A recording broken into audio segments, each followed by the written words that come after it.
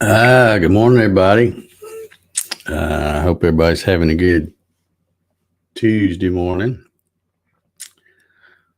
It is pretty good here, hot and sticky, just like all the other days. But here we go. We'll get another one in the books here. Let's look and see who we got hanging out with us today. We have Mr. John Howard, which seems to always be the first one here. He must get up at old dark 30. Looks like he timestamp on that is 6:48. Well before we go live here. But welcome, John. Darren Birds is here. Good morning, Darren. Lonnie's here. How you doing, Lonnie? Leo says, good morning, everyone. 70 degrees outside, going to mid-80s today. High humidity, so it is uncomfortable. Hope everyone has a good day. Thumbs up. Thank you for the thumbs up, Leo. Much appreciated. Landis is here. Good morning, Landis. Hope you and Matt and the fam's doing good. Let's see. Larry says, what is he talking about here? He says, morning, everyone. Turned on the ender this morning and blank screen. Removed the SD card and reinstalled and screen return. I may have a defective SD card, not the one that came with the ender. Larry, I don't know that this might be part of your problem, but look at the SD card that you had in there and how big was it as far as the gigabyte and stuff? Because I have heard that if you stick one in there that's like 32 gig or 64 gig or something like that, it won't recognize them. In fact, I've seen most people say try to stay with a SD card that's 8 gig or less. And really, that'll hold a absolute ton of G-code files because that's basically all you're putting on there. And those are just simple text files. So they're not very big at all. You could put a gazillion of them on there just on an 8 gig. So I don't know if that's what your issue might have been, but since you said that's not the one that came with the ender, that might have something to do with it. Just saying. I don't know. Monroe Cook's in the house. Good morning, Monroe. Thomas Grimm is here. Good morning. Marcelo's here this morning. Good morning. Appreciate the thumbs up, y'all. Got a few of them over there. Still got a bunch of slackers. Look like, hey, John popped back in here. He popped back in here right before we went live this time. Yeah. Let's see. Mr. Ballard says, morning, people. Hold on to your hats. I have a video coming soon, like today. I'm on the edge of my seat right now. I'm telling you. I cannot wait to see. And I hope the stuff you posted on Facebook yesterday was maybe kind of a little hint as to what the video will be about. So looking forward to that. George is here. Good morning, George. Good Tuesday morning as July winds down. Yeah, what are we at now? The 26th? I tell you, this year has just flown by. It really has. Jim Santacola's with us this morning. How you doing, Jim? Kevin Els is here. Good morning, Kevin. Clyde's here. Good morning, Clyde. John says, sorry, I was thinking the first one got dropped off. Well, I think sometimes it does. I don't know what the cutoff is, but I think you can put them on there too early and then they drop off.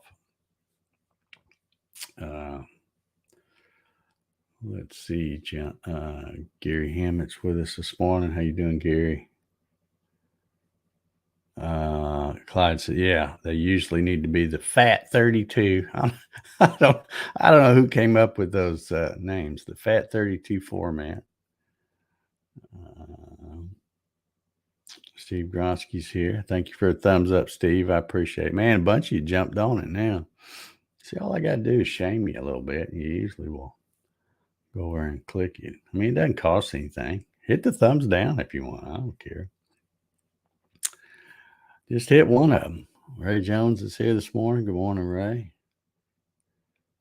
Larry says it's a 5 gig card. Had a project mess up using the same. I've never heard of a 5 gig card. I suppose there's such a thing, but usually it's, well, I just don't know. I've never in my life heard of a 5 gig card. I always thought they started at about 8, and went up. And of course, the other ones, before that were smaller, but 5 gig. Okay. Sean's here. Good morning, Sean. George says, watched the tiny CNC show yesterday. Looking good. Yeah, I got some parts off of my desk finally. It was still just crazy hot out there, but I turned the fans on, pointing them right at me. And then got out there and put that Z carriage on there. One thing I messed up though is I went out there and I was just going to kind of look at it and kind of size it up and stuff. And then the next thing I know, I'm undoing this and I'm undoing this. And before long, I'm doing the whole shebang. And then I thought, oh man, I had started a video about these mods, and I show the one where I'm putting the plates on to raise it. And I'm thinking, I didn't even bring the camera out here to show any of this. So I'm just going to have kind of oops and go forward to that part. Okay, Larry said, sorry, clicked wrong. It was 8. Okay. Well, again, it could be that it's just going bad. I've had stuff go bad. So, and you may try, this is something you might try, Larry, if you have a way of sticking that little micro SD into your computer, or if you have one of those adapter things.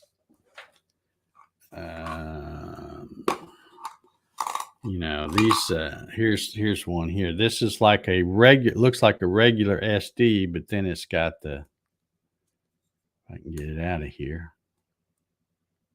Holy cow. There we go.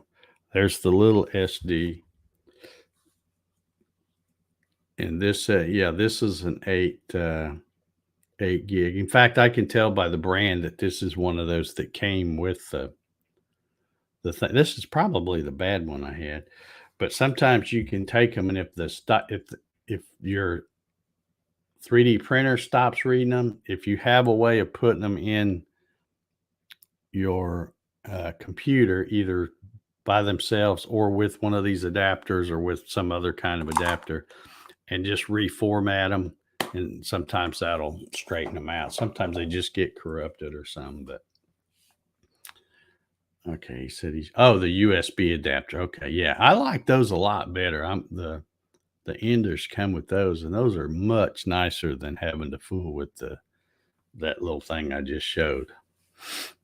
So,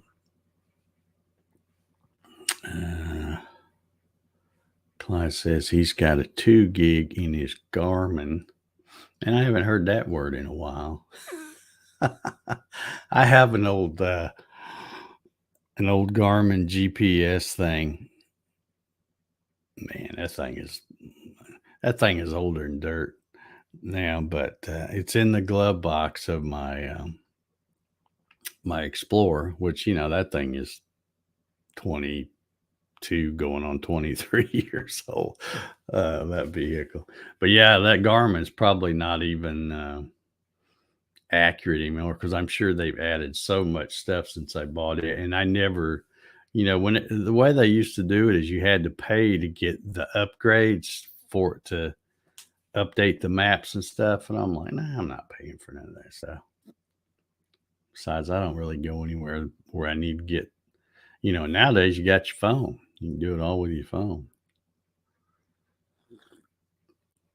I have to remember to turn the location on though, because I keep the location on mine turned off. They still know where I'm at though. Yeah, exactly, Clyde. The phones work work way better than the Garmin's ever used to. But I guess that's just a good example of how technology, like the Garmin's, and there was another one. What was the other one? It was if somebody says it, I'll know it. TomTom, was that it? Is it TomTom? I think that was it. But you have those that are all the rage, and then the smartphones come along right behind them and just totally wipe that out. I don't know if anybody buys it. I guess they still maybe use them for putting in the newer cars or something. I don't know. Magellan, yeah, that's another one. Good call there, Solar Man. I forgot about Magellan, but TomTom was the other one I was thinking of. But yeah, I don't know if those are still around or not. Maybe they are, but if they are, they're certainly not the big sellers that they were when they first came out. I always used to get tickled at my Garmin though, because I would turn. I mean, even though I knew where I'm just driving around town and going to work and stuff, and I would turn it on just to hear it talk to see if it worked right. And I remember one of the companies I used to work for, which is the sheet metal shop right here in my little town of McDonough, was called Metro Metalworks. That was the name of the company. And whenever you put the Garmin thing on, it would always say, arriving at Metropolitan Metalworks. It would always call it Metropolitan, which I thought was hilarious. But Jerry's in the house. Good morning, Jerry. Hope you're staying cool. So I used to have like 6 map books for the area I covered. Have to map it out and follow it. Yeah. I still have one of those. I don't know if it's Rand McNally or what, but it's one of those big books. It's a soft cover book, but it's got maps of all the states and all that kind of stuff. And I'm sure it's way outdated as far as roads and sightseeing things and all that. But yeah, I still got one of those that I've held on to. Just think, maybe one day something will happen. We'll all have to go back to that, and us old folks will know how to get around, but the youngsters won't. Clyde says Garmin now sells a golf GPS. Okay, so I guess they just had to adapt. Probably. I think that's because I was watching some golf the other day just because there was nothing else on. I flipped the channels and just happened to stop on it.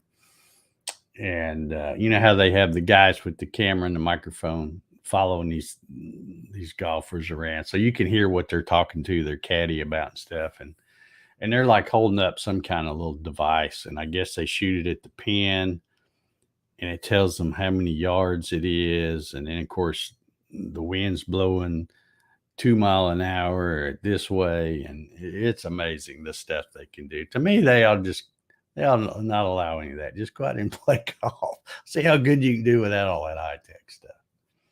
And the clubs these days are titanium heads and all that stuff, where they can knock the ball a country mile.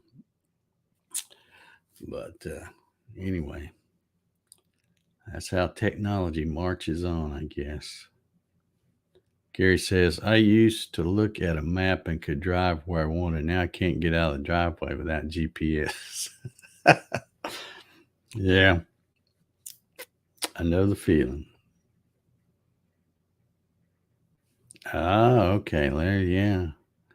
Garmin staying in business selling fish finder chart plotter. Yeah, I guess they just had to adapt. Like you say, the golf thing and the fish finding thing. It's like, well, we can't help people drive anymore because phones do that. So we'll have to move on to something else. Okay. Gary says also sells high end for aircraft. Okay. Yeah. Yeah.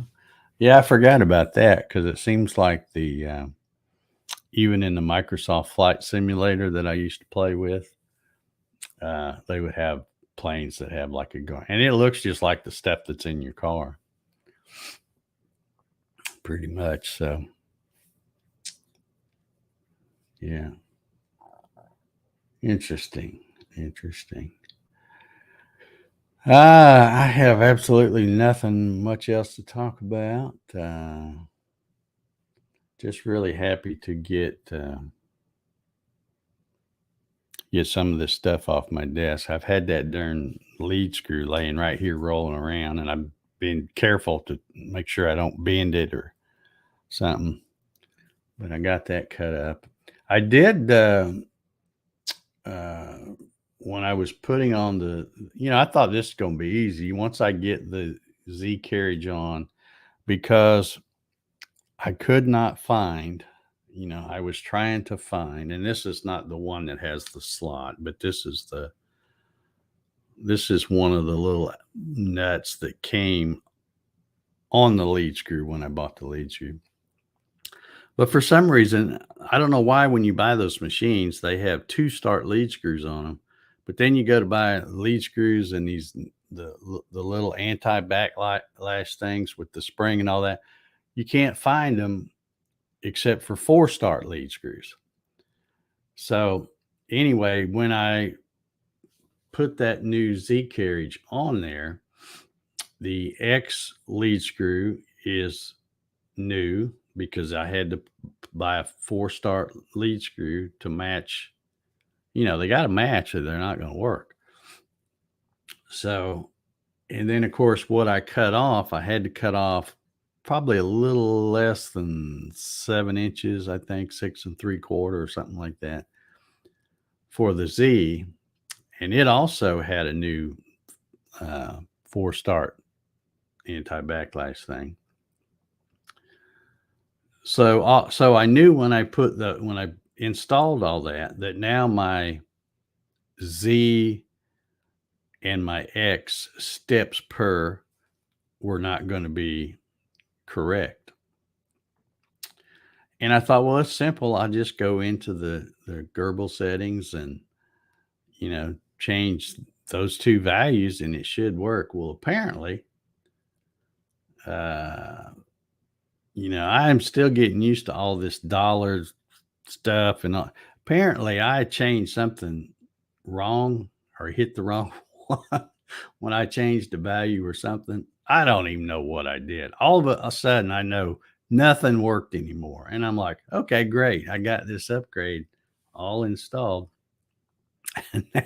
Now I can't get it to do anything.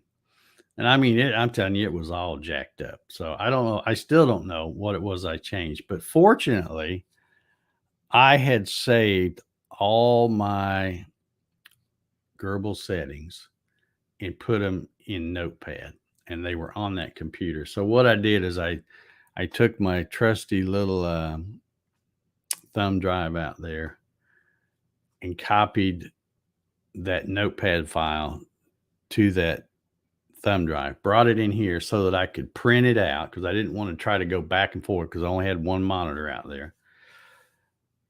And I just went to the console and went through every single one. And, $ this equals, and went through every. And of course, as soon as I did that, it was all fixed. So I still don't know which one I changed, but thankfully I had all those settings down. So I did have to change, for the 2 start lead screws, they were all the X, Y, and Z said 8. It was 800 is what it needed to be. And that's the ballpark that gets you where it should be. And then you can dial it in from there. But I hadn't tried to dial anything in because I knew I was going to be doing these upgrades and changing stuff. So anyway, I ended up having to change the X and the Z to 400 instead of 800, because that's going from a 2-start lead screw to a 4-start lead screw. And of course, now everything is working just fine. But I am a little disgusted that somehow and I don't even know what I did. It's one thing if you do something and you go, oh, I won't do that again, but I'm not even sure what I did. I must have been going from memory, looking at the thing, going, oh, I need to change this number. And I must have, when I went to type it, put something else or something. I don't know. But anyway, the whole daggum thing quit working. And I had to had to go back through every little thing to make sure I hit the right one, since I didn't know what I changed. But it's all good. It's ran a little test. That is truly great advice, Dave. Before you change any software, make a backup. Well, I had saved those things way back when I first set it up, before I was doing anything. And then I would update it if I changed the setting to make the acceleration a little faster or whatever, I would go back and update them, because I always wanted my current settings, and it's not so much that it's being real smart. It's just common sense. You always have to think, now, if this screws up, am I going to remember how to get it back? And with me, the answer is no. So I have to have a hard copy that has settings to where I can go back and fix stuff. Let's see.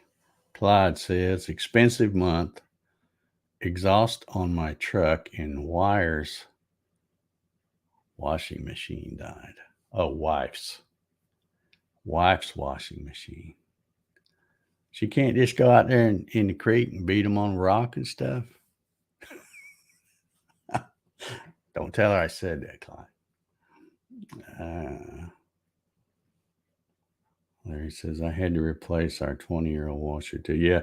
I'm a little bit worried, because I've been here just over 15 years now. And when I moved here, I was kind of starting over. I had to buy everything: washer, dryer, refrigerator, all kinds of stuff. I've already replaced my whole air conditioning unit in this house, which was ridiculous.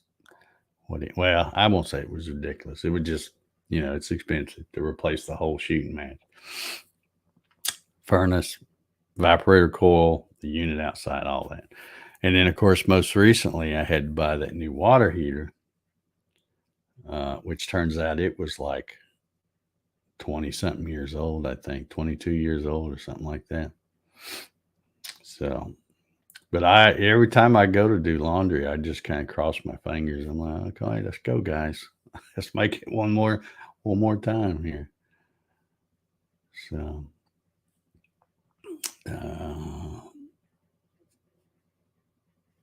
yeah. Clyde says GitHub has all the Gerbil dollar meanings. Yep. Yeah, it meant get. Yep, they do. And of course, the thing I've got printed out, it has not just the dollar sign and the value. It has a little thing out to the side that says this, this is for maximum travel of the X. This one's for maximum travel of the Y, blah, blah, blah. It all has an explanation.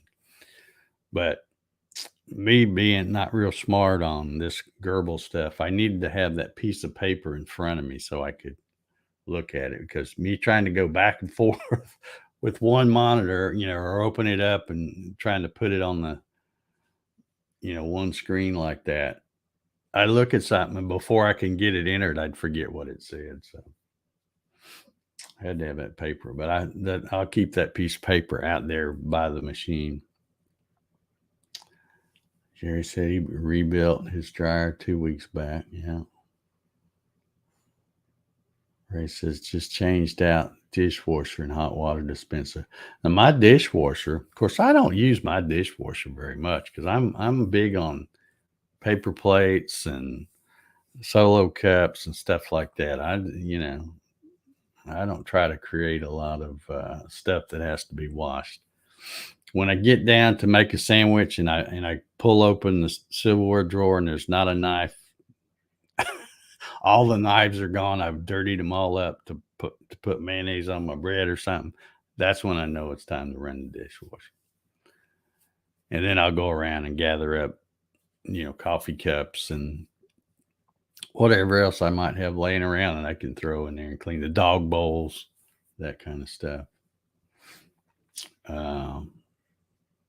Speaking of dog bowls, I mentioned for those of you who watch the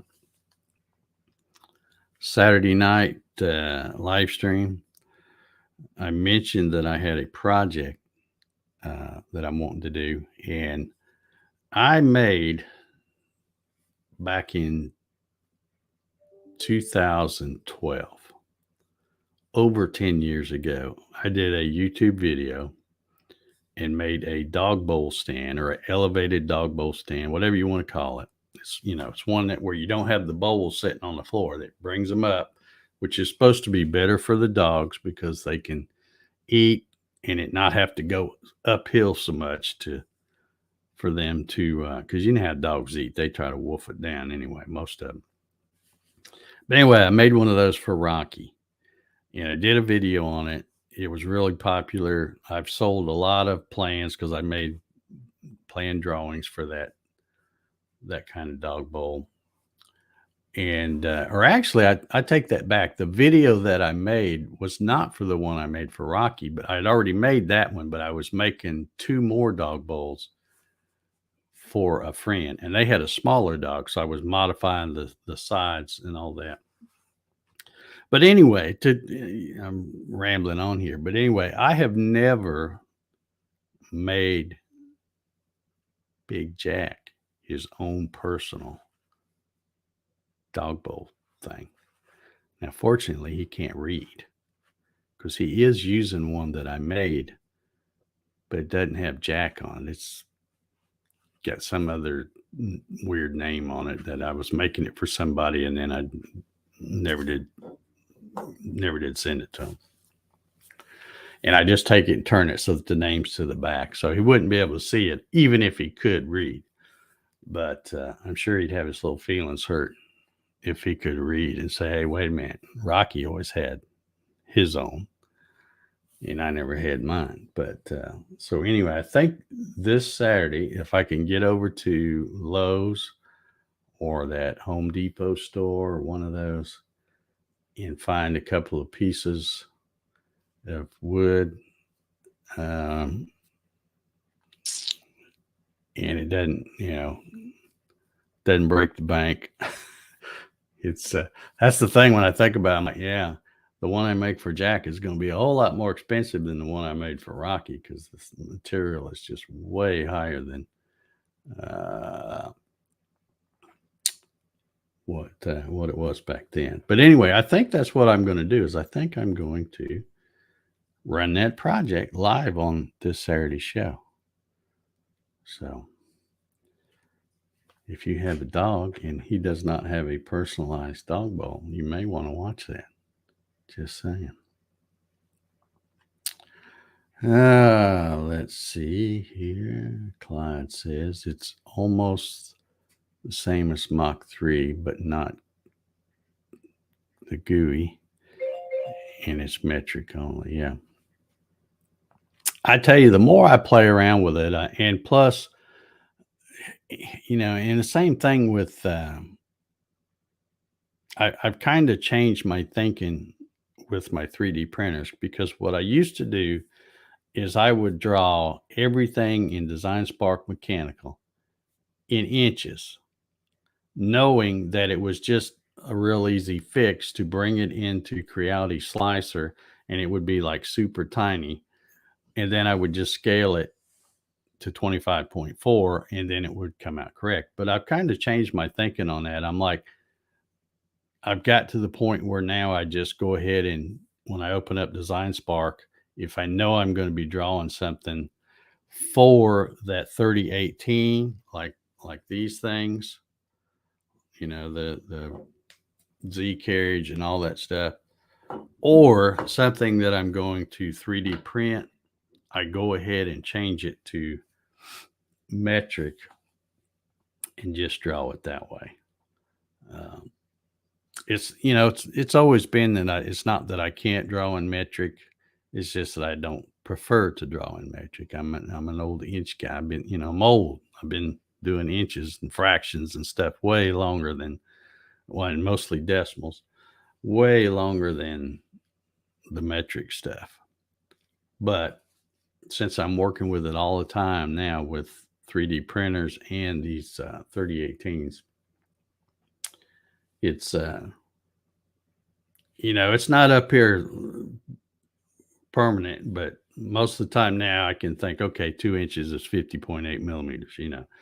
I'm starting to memorize some of them. So anyway, let's get out of here. That was my timer. I guess I'll try to get out there and finish up that video. I don't know if I'll have one ready to go or not. And I've also got to do the video on that double-sided PEI thing or whatever that, I got to, but I want to run some stuff with it. So that's going to take a minute, to run a few. I don't want to brag on it if I haven't used it. So I'm going to use it and run several things. And then, shoot a little review video for that thing. All right. I'm getting out of here. Everybody have a good Tuesday. We will see y'all back here tomorrow for number 533. And of course, that is if the Lord's willing and the creek don't rise. See y'all.